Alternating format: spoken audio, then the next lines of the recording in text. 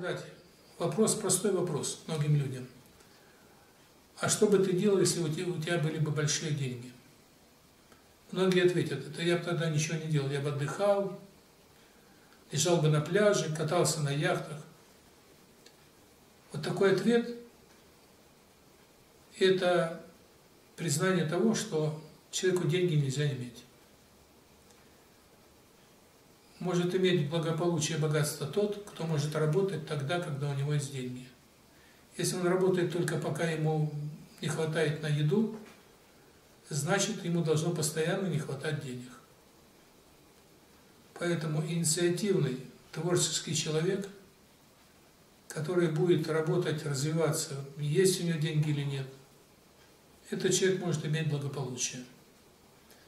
А тот, кто мечтает, получив деньги, оказаться в раю,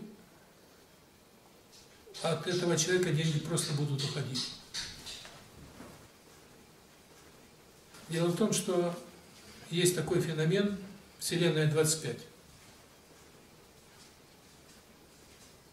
Крысам дали рай, исполнение всех желаний. И постепенно популяция стала вырождаться и умирать. 25 экспериментов и 25 смертей и гибели всей популяции. Что это означает? Это означает, когда существо живое находится в полном комфорте, когда у него нет проблем, когда нет конфликта с окружающим миром, тогда развитие останавливается. Поэтому тот, кто мечтает о рае, это человек, который уже включает у себя программу самоликвидации. Потому что у него отношение к жизни неправильное. И если человек мечтает о деньгах только как о благе, возможности ничего не делать, этот человек должен ходить на работу, работать тяжело и получать зарплату.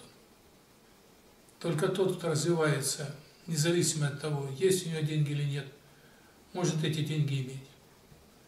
Поэтому, в первую очередь, правильное отношение к себе, к миру, к деньгам – это есть залог того, что